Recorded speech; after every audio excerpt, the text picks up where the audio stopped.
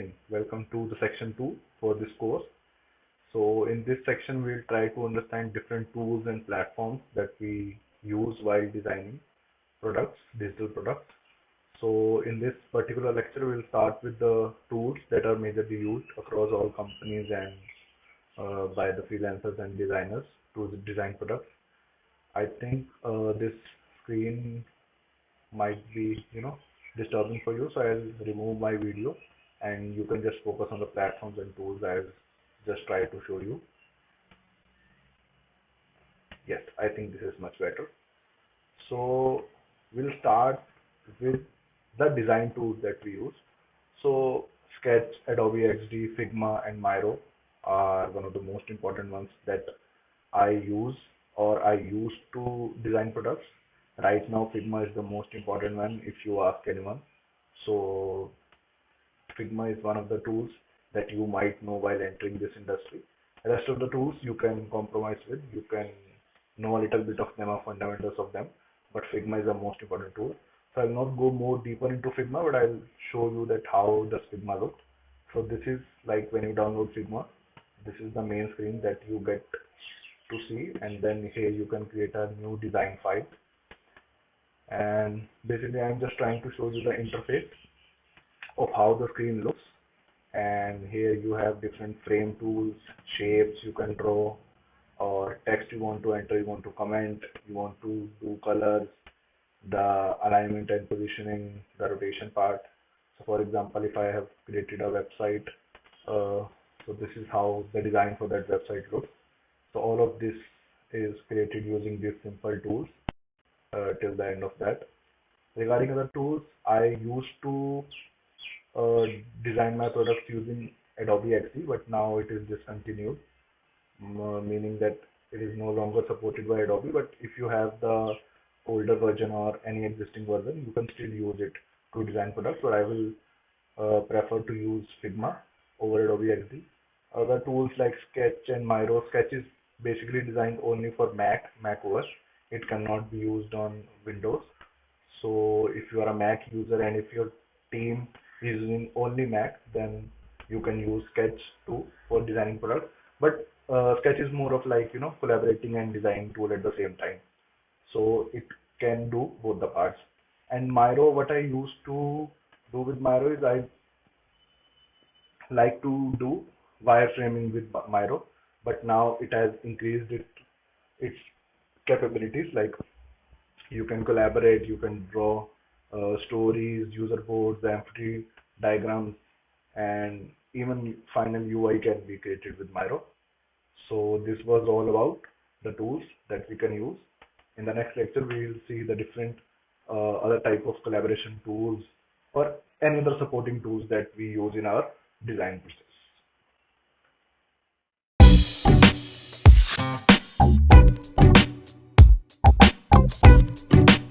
We are done with our designing tools that are most commonly used across the industry. Next coming up is we want to understand some of the prototyping tools.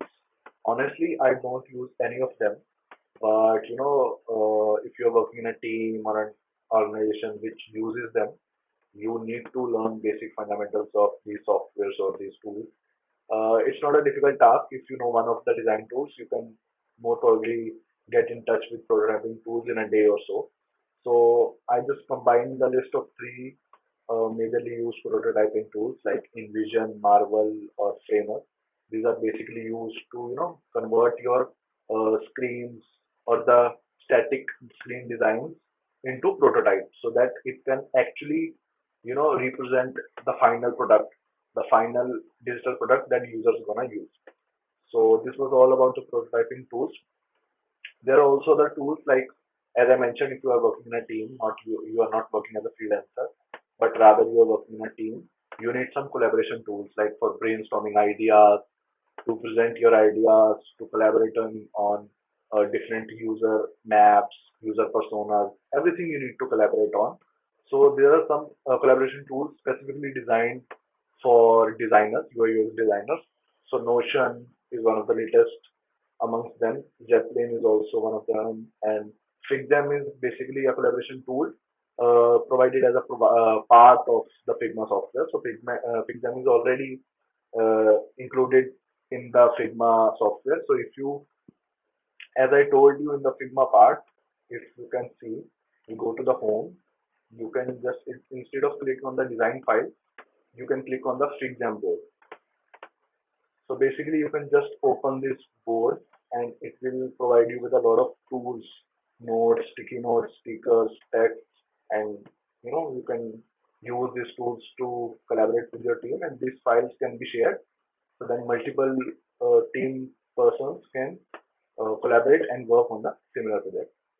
So this was all about the prototyping and collaboration tools. All of these tools are just there to support the process. They are not necessary. If you don't know any of them, it works fine. But if your team is using them, you should go ahead in learning them. And these are not difficult to learn. As I mentioned, you can learn them in a day or so.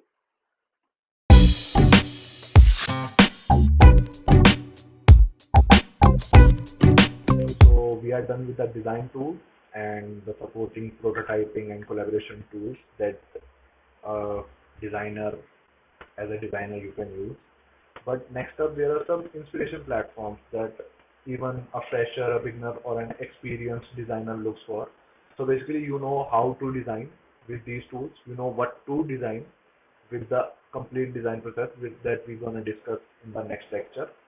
But there is some phases when you need inspiration, that what things, how you're gonna assemble these things, how you're gonna arrange the elements on the screen. So you need some inspiration. So these are some of the platforms that you can take inspiration from the designers who have posted their work. So we'll see each one of them. So first up, we can see, the Pinterest. So Pinterest is basically an image sharing platform, but also you can search for UI UX and you can see all the you know UI parts, the UX screen parts, that yes, how these websites or mobile apps are defined. If we go to Behance, Behance is one of the most important UI UX inspiration platforms. You should create a profile on Behance. So basically, it is acquired by Adobe.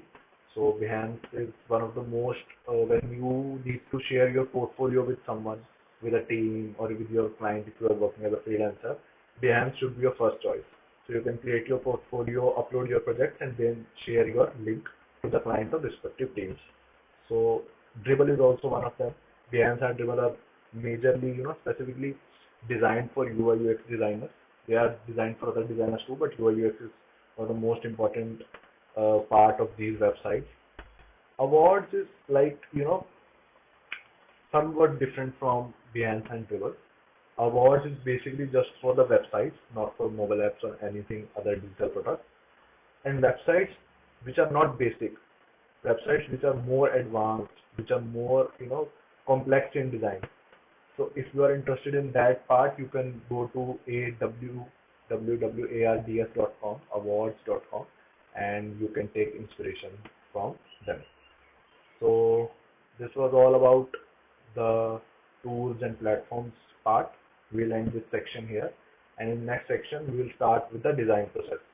So we'll start that how you can start from scratch if you are given a task to design a digital product, and how you can start from scratch and go to the end part and make the final product that's gonna resemble the major part of what the final UI and UX of the application or website is gonna look like. So see you in the next video. Bye bye.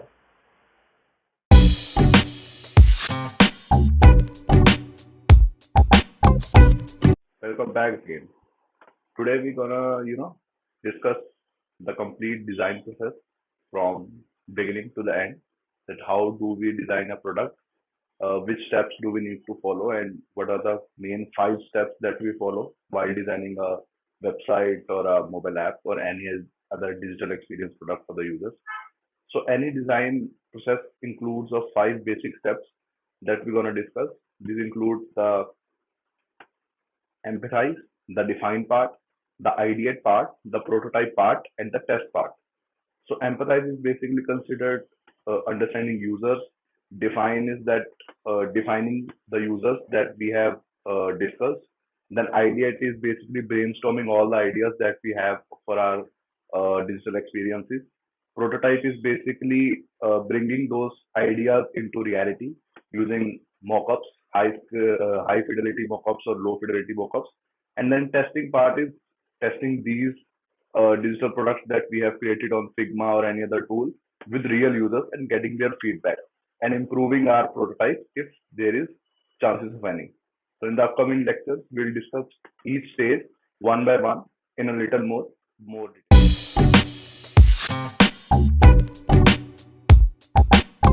You can see again, I have removed my video just to make sure that you focus on the content and the messages I am trying to convey to you. So we'll start with the first phase, that is empathize phase. So basically in this phase, we are beginning from the scratch and we are basically trying to understand what the user wants, what basically his pain points are, or what he wants to use as a platform, what are his needs, what are his wants. So basically this involves understanding the user's needs, emotions and behaviors. So we'll use techniques like, user interface, surveys, observation, and many other getting research techniques to get insight into what users' pain points are and what are their motivations.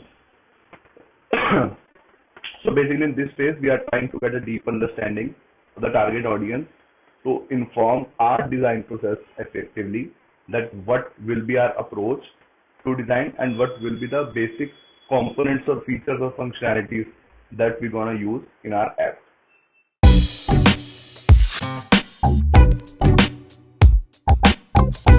So next comes our define phase. So basically what all the information we have gathered in the empathize phase, what we have understood about the target audience and the users, we try to gather that information and create a specific use case and specific user personas, as we say in UI UX design. From that information, we identify the key issues and we clearly frame the problem that needs to be solved. So either you are trying to create a pizza delivery app or a courier delivery app or a social media platform. First, we have understood the users in the empathize phase, and then in the define phase, we will understand what basically in a concise and brief way user wants, and we can define that in a single or two-line statement. So basically, this definition will help us in focusing the design efforts on the most important aspects. So this phase basically involves creating user personas and many other things. So I'll just give you a glimpse of what user persona is. So basically user persona is describing the user. So for example, if I am creating a project management software, so there might be different users for that. There might be project managers, level 1 employees, level 2 employees. So basically we are trying to get to this statement, that what project managers are trying to do.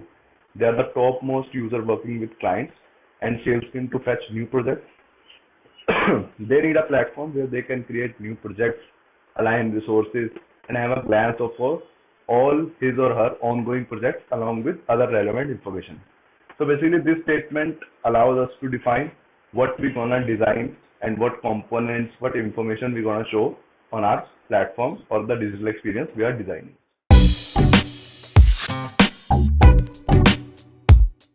You have empathized with the user and you have defined the user.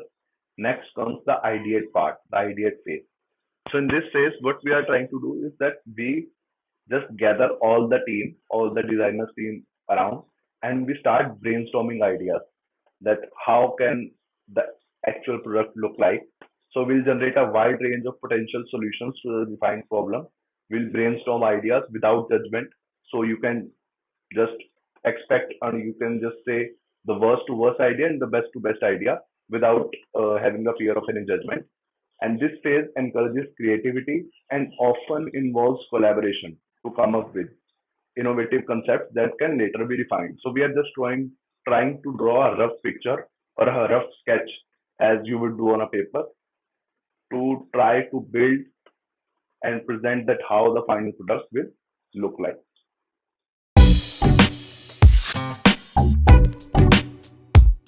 All the previous three steps, we move on to the most important and with the steps with the phase that you are all well aware of, the prototype phase.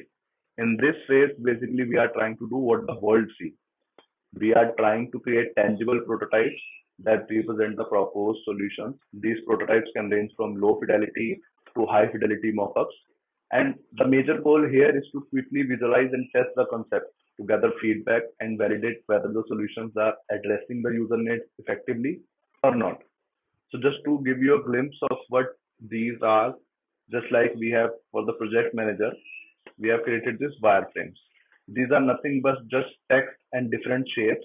So just trying to gather information and trying to visualize that yes, how the dashboard for the project manager will look like. It will have projects here, it will have approvals and requests, it will have a pie chart showing the resource utilization, and it will have a project timeline quadrant over here.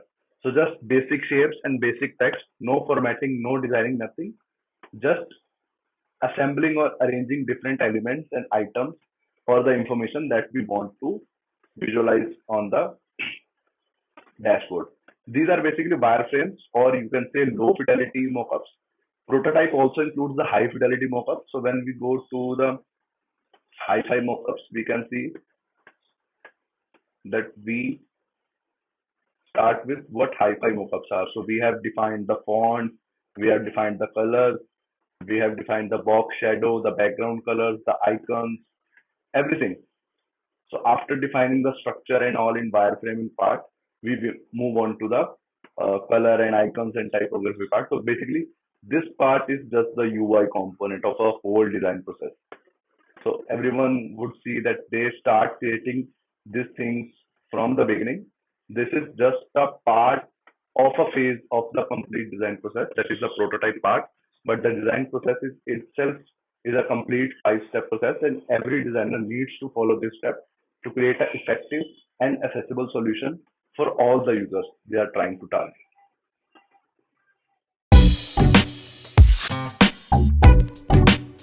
I've done in the previous 4 steps. The last step that comes is the testing phase or the feedback phase. So this is a go-to-market phase where we try our mock-ups and prototypes with real users, either internally with our families or friends, or externally with random strangers. So it involves gathering feedback on the prototypes from real users. They interact with our prototypes and they provide insights into the usability, the functionality, and overall experience of the app. So this step might help designers like us to identify any issues or areas of improvement that might not have been apparent during the ideation or prototyping stage. So iterative testing and refinement are crucial to achieving a user-centered design. So basically, what I was trying to say is that the design process is not just limited to these 5 steps. After the testing phase, we create a loop. So if there is any improvement or there is any feedback from the user that they don't like the color, they don't like the feature, or they want the buttons to move, or they want the icons to be moved or changed, we need to take this feedback, create insights from those feedbacks, and then go back to the prototype part, even to the ideate part, make some changes, and come back to the testing phase. So basically, we are creating a loop from step 3 to step 5, just to make sure that when we deliver our final product, it's basically without any errors and without any bugs, so the user can use it effectively and developers can create the final product without any much change.